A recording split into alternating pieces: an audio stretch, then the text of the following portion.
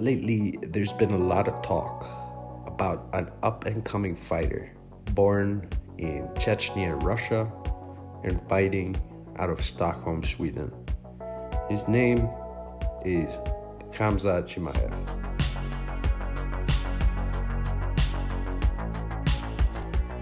He carries the nickname Boris, which means wolf in English, a fitting name in my opinion. He trains out of All Stars Trading Center in Sweden with the likes of Alexander Gustafsson and Ilir Latifi. As of this video, Khamzat is 10-0 in professional mixed martial arts, which is impressive in itself, but compared to the greats of the sport, it isn't much. So why is everyone talking about him? What's with all the hype? Why am I putting this video together? Let's get right into that.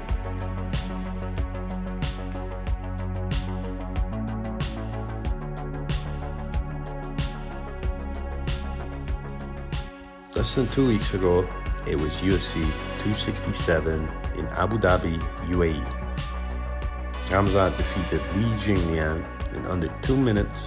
And sure, fights ended early in the first round all the time, but if there's one thing to note here, is that Li Jingliang had a single opportunity to throw one strike, and it did not land. Khamzat controlled the entire fight, landing 25 out of 25 significant strikes. Think about that for a second. You can almost describe it as a perfect fight. He landed every strike and didn't get hit.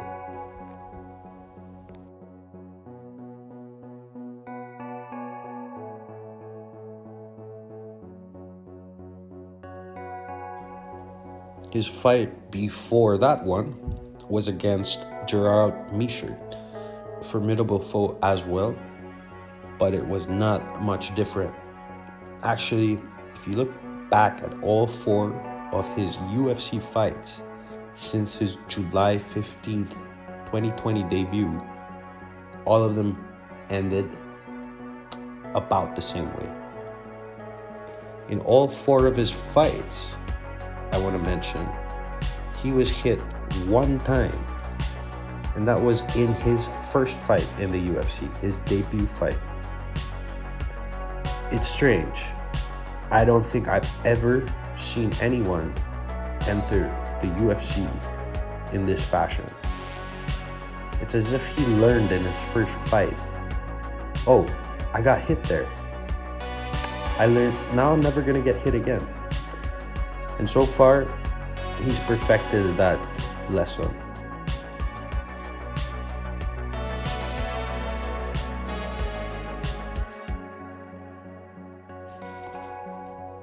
So I do want to pause and talk about another thing that happened during Khamzat's UFC rampage.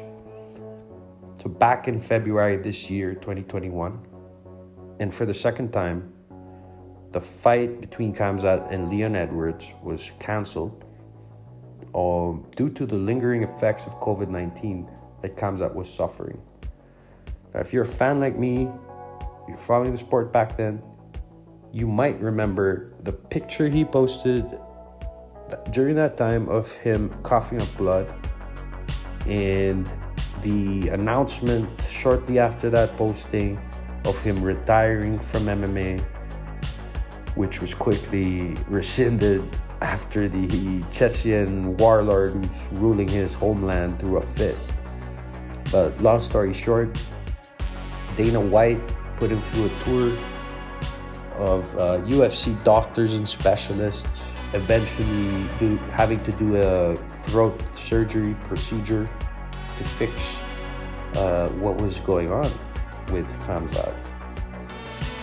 And after that, he was on his way to recovery. Now, even back then, there was a lot of hype for Khamzat.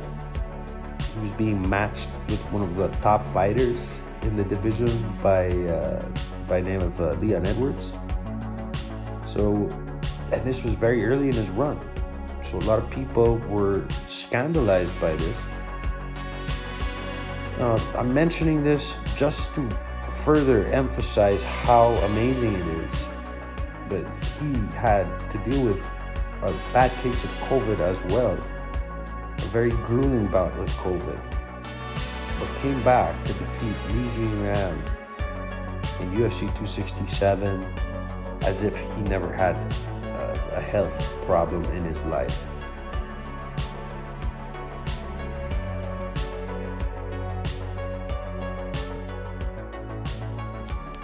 If you dive a bit deeper, you'll find some more impressive facts on Khamzat.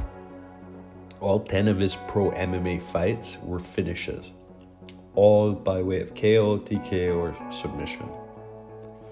We can also include perhaps 3 amateur fights to that list. All were finished in the same fashion. He also had a background in Swedish freestyle wrestling, and he has a pretty impressive record. And sure, he fought locally, mostly against other Swedes and residents of Sweden. But remember, these people were the Vikings, so they're pretty tough.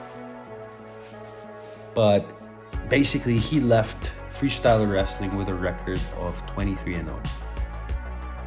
Only 2 of those wins were by points, meaning 21 of those 23 wins were either by fall or technical fall. I'm not a big wrestling guy, and I'm not going to get into what a fall or technical fall is, but basically, the way I see it, it's equivalent to a finish in MMA. So in wrestling, he finished 21 of his 23 fights.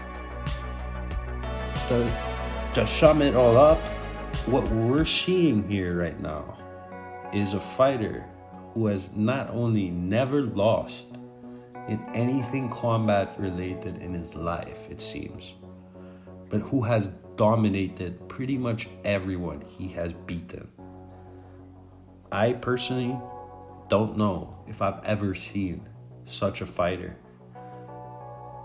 Now, as a fan of MMA, we don't often get to see someone like Khamzat. We're lucky as fans to witness right now such a warrior compete in MMA. What else is known about Khamzat before all this? Well, it's known that he wrestled in Chechnya as early as the age of 5, which is not uncommon in the culture.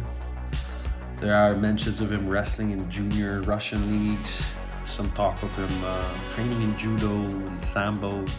Nothing I can really see by way of a credible write-up. He then had to move to Sweden in his late teens with his family. What else? The scar on his lip was from when he was 2 years old.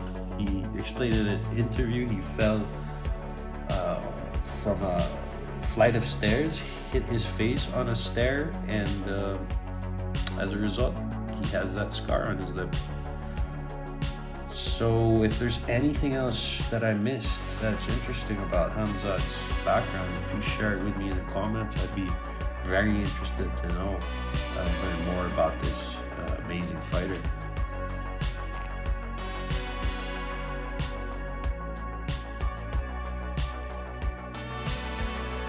Now with his 4th UFC win in the books, there is talk of him going up against the top 5 welterweights, even going as far as predictions on Usman versus Chimaev and how that might play out.